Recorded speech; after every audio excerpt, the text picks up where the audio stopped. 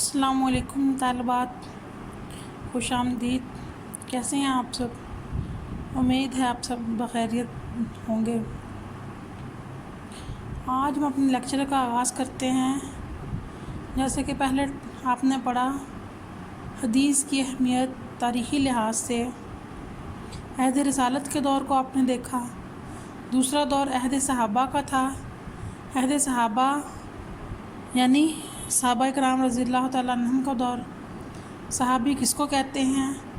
صحابی اس آدمی کو کہتے ہیں جس نے حالت ایمان میں نبی صلی اللہ علیہ وسلم کو دیکھا اور اسی حالت میں یعنی کہ حالت ایمان میں ہی اس کا خاتمہ ہوا ہو۔ ویسے اگر لغت کے اعتبار سے دیکھا جائے تو صحابی کے معنی ساتھی کے ہیں۔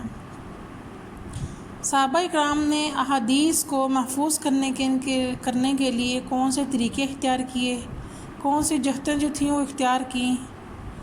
عہد صحابہ کا دور جو ہے وہ تقریباً 1 صدی یعنی 100 سال پر جو ہے وہ مشتمل ہے۔ اس دور میں حفاظت حدیث کا کام بڑی سرگرمی سے کیا گیا، بہت سے طریقے اختیار کیے گئے۔ مثلاً حدیث کو محفوظ کرنے کے لیے حصول حدیث یعنی کہ حدیث کا علم حاصل کرنے کی کوششیں کی گئیں تاکہ حدیث جو ہے وہ سینہ بہ سینہ محفوظ ہو سکیں۔ حفظ حدیث کو یاد کرنے کے لیے محافل مجالس کا اہتمام کیا گیا۔ دروس حدیث پر مشتمل درس جو تھے ان کا اہتمام کیا جاتا تھا۔ کتابت احادیث کو لکھ کر محفوظ کیا جاتا تھا۔ نقد اور جرح احادیث یعنی یہ حدیث اگر کسی صحابی سے مروی ہے تو نقد و جرح تو اس کی حالات زندگی کی پرکھ کی جاتی تھی، پھر اس کا پورا جائزہ لیا جاتا تھا۔ اور پھر کون سی احتیاط کی جاتی تھی احادیث کے ضمن میں؟ قبول حدیث میں احتیاط، یعنی اگر کوئی شخص کہہ دیتا کہ یہ حدیث میں نے رسول اکرم صلی اللہ علیہ وسلم کو فرماتے ہوئے سنا تو بلا چوں چراں اس کی حدیث کو قبول نہیں کر لیا جاتا تھا، بلکہ کافی چھان پھٹک اور احتیاط کے بعد جو تھا وہ اس کی حدیث کو قبول کیا جاتا تھا۔ حصول حدیث کے حوالے سے آپ دیکھیں گے کسی بھی علم کی حفاظت اس کے حصول میں چھپی ہوتی ہے اور حصول کا شوق اس کی اہمیت کا غماز ہوتا ہے۔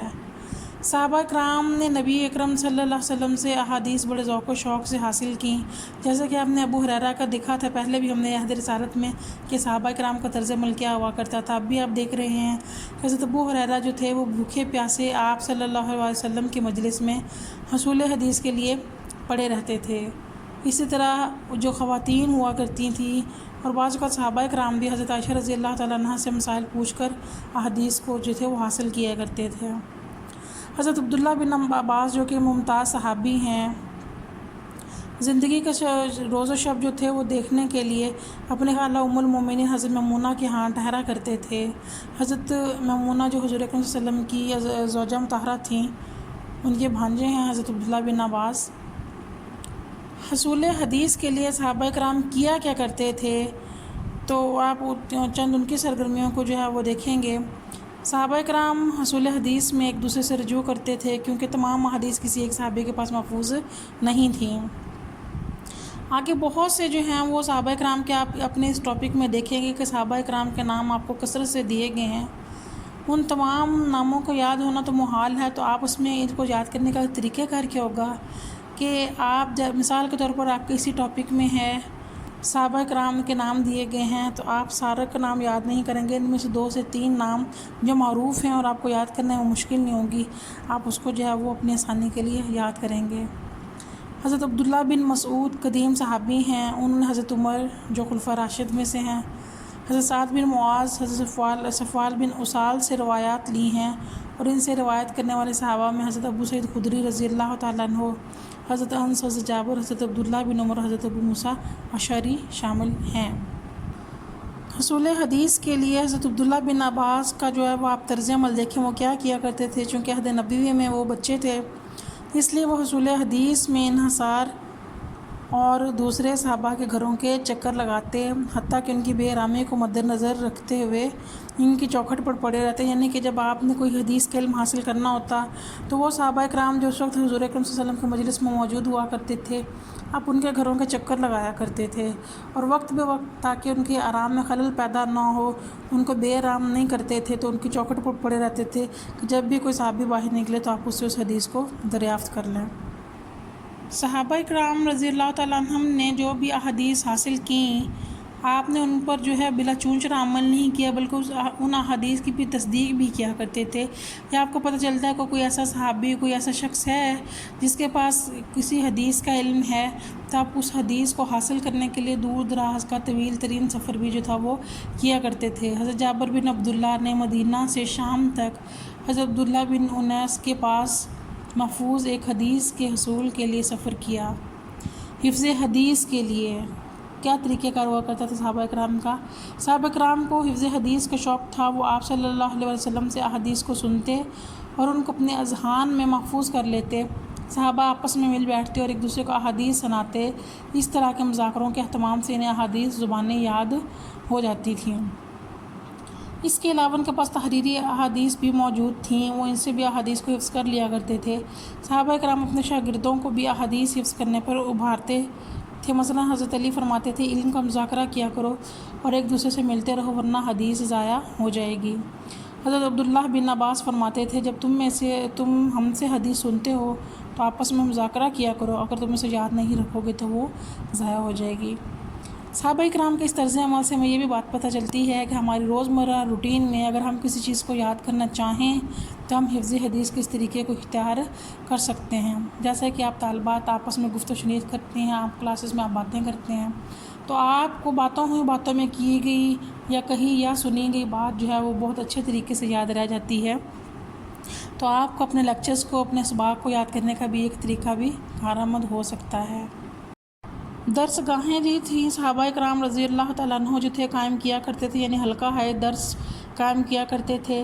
اچھا، اس ٹاپک میں آپ ایک چیز دیکھیں گے کہ کوفہ میں، مکہ میں، مدینہ میں، بصرہ میں، شام میں، آپ ان شہروں کے نام جو ہیں وہ پڑھیں گے تو اس میں موجود تمام صحابہ کا نام تو آپ کو یاد کرنا مشکل ہوگا، تو آپ کیا کریں گے، بالترتیب مکہ، مدینہ، شام، بصرہ، کوفہ، آپ ان کے شہروں کے نام لکھ کے ان کے آگے ممتاز صحابی، وہ صحابی جس نے اس شہر میں حدیث کے علم کے لیے کسی حلقے کو قائم کیا، آپ اسے ایک صحابی کا نام جو ہے وہ یاد کر لیں گے۔ مثال کے طور پر مکہ میں حضرت عبداللہ بن عباس کا حلقہ درس مشہور تھا، بے شمار لوگوں نے آپ صلی اللہ علیہ وسلم سے استفادہ کیا۔ اس کے علاوہ مدینہ منورہ میں حضرت ابو ہریرہ رضی اللہ تعالیٰ عنہ، یہ نام آپ کے لیے یاد کرنا مشکل نہیں، حضرت ابو ہریرہ رضی اللہ تعالیٰ عنہ اور حضرت عائشہ کے حلقات حدیث مشہور تھے۔ کوفہ میں حضرت عبداللہ بن مسعود اور حضرت علی کی مجالس حدیث جو تھیں وہ اہم تھیں۔ شام میں حضرت ابو دردہ، دوسرے صحابہ کرام نے دروس کے ذریعے پھیلایا۔ مصر میں حضرت عبداللہ بن عمر بن عاص نے حدیث کے علم کو عام کیا۔ اس طرح سے جو حلقہ ہائے حدیث قائم کیے گئے، آپ ان کے ساتھ کسی نہ کسی صحابی کا نام بھی جو ہے وہ یاد کریں گے کہ اس خاص شہر میں کس خاص صحابی نے اس سہولت کو لوگوں کے لیے عام کیا۔ پھر صحابہ کرام کا طرز عمل کیا ہوا کرتا تھا؟ کتابت حدیث یا تحریری سرمایہ، یعنی وہ احادیث جو انہوں نے لکھ کر محفوظ کیں، اپنی کتابوں کی شکل میں یاد کیں، وہ کون کون سی تھیں؟ جیسا کہ آپ نے دیکھا کہ عہد نبوی میں کاغذ جو تھا وہ کمیاب تھا، لوگوں کو ملنا مشکل تھا، مگر جیسے جیسے وقت نے ترقی کی، وقت گزرتا گیا، لوگوں کے لیے ان مسائل کا جو مہیا ہونا تھا وہ نسبتاً آسان ہوتا چلا گیا۔ تو عہد نبوی کی نسبت عہد صحابہ میں کتابت حدیث کا رواج جو تھا وہ کچھ بڑھ چکا تھا، تو صحابہ کرام لہٰذا حدیث کو لکھنے پر بھی زور دیا کرتے تھے۔ سب سے پہلے آپ دیکھیں گے مسند ابی بکر جو ہے وہ حضرت ابو بکر نے تیار کی۔ کتنی احادیث پر یہ مسند مشتمل تھی؟ 500 احادیث پر مشتمل تھی۔ حضرت عائشہ رضی اللہ تعالیٰ عنہا فرماتی ہیں، میرے والد نے نبی اکرم صلی اللہ علیہ وسلم سے احادیث جمع کی جو کہ 500 تھیں۔ پھر حضرت ابو بکر صدیق رضی اللہ تعالیٰ عنہ نے ان احادیث کے مجموعے کو جلا دیا۔ پھر اس کے بعد حضرت علی کا صحیفہ علی کے نام سے مشہور ہے، اس کو حضرت علی نے خود ان کو لکھ کر جو تھا وہ دیا تھا۔ صحیفہ حمام بن منبع، جو حمام بن منبع نے حضرت ابو ہریرہ سے 150 احادیث جو تھیں لکھی تھیں۔ اب یہ بات قابل غور ہے، یہ سوال آ جاتے ہیں کہ حضرت ابو ہریرہ کی احادیث جو لکھی کتاب کون سی ہے، یا صحیفہ حمام بن منبع کس کی تصنیف ہے، یہ آپ اس کو غور سے دیکھیں گے۔ حمام بن منبع نے حضرت ابو ہریرہ سے 150 احادیث لکھی تھیں، اس کو صحیفہ حمام بن منبع کہا جاتا ہے۔ یعنی لکھی کس نے تھی؟ حمام بن منبع نے، اور لکھی کس سے تھیں؟ حضرت ابو ہریرہ نے۔ تو صحیفہ حمام بن منبع کس کی حدیث پر مشتمل تھا؟ حضرت ابو ہریرہ کی۔ لکھا کس نے؟ حضرت حمام بن منبع نے، ٹھیک ہے۔ اسی طرح سے اب جو بھی صحیفہ جات یہ پڑھ رہے ہیں ان میں ٹاپک کیا تھا، یہ سارے کا سارا بیٹا آپ کو آبجیکٹیو میں جو ہے وہ آ سکتا ہے۔ صحیفہ زید بن ثابت جو کہ کتاب الفرائض کے حوالے سے مشہور ہے، حضرت زید بن ثابت نے وراثت پر کتاب الفرائض تحریر کی۔ وراثت کے بارے میں جو علم ہوتا ہے اس کو علم الفرائض کا نام دیا جاتا ہے، چونکہ حضرت زید بن ثابت کے صحیفے میں وراثت کے احکامات موجود تھے، لہٰذا اس پر مشتمل کتاب جو تھی وہ کتاب الفرائض کہلائی۔ اور حضرت زید بن ثابت نے یہ کتاب الفرائض حضرت معاویہ رضی اللہ عنہ کو بھیجی۔ اسی طرح سے حضرت صحیفہ عبداللہ بن مسعود، صحیفہ عبداللہ بن عباس، صحیفہ سمرہ بن جندب جو تھے یہ مشہور مجموعہ جات ہیں جو کہ عہد صحابہ میں شامل ہیں۔ نقد و جرا، اس دور میں حفاظت حدیث کا ایک ذریعہ نقد و جرا بھی ہوا کرتا تھا، یعنی صحابہ بھی بعض اوقات دوسرے صحابہ سے تصدیق کے بعد حدیث کو قبول کیا کرتے تھے۔ جیسا کہ میں نے آپ سے بتایا، نقد و جرا باقاعدہ حدیث کا ایک علم ہے جس میں راویوں کی حالات زندگی کے بارے میں باقاعدہ چھان پھٹک کی جاتی ہے۔ اور سب سے پہلے حضرت ابوبکر صدیق رضی اللہ تعالیٰ عنہ نے تھے جنہوں نے رجال، یعنی وہ لوگ جو احادیث کی روایت کرتے ہیں، لکھتے ہیں، ان کے حالات زندگی کے بارے میں چھان پھٹک جو تھی وہ کی تھی۔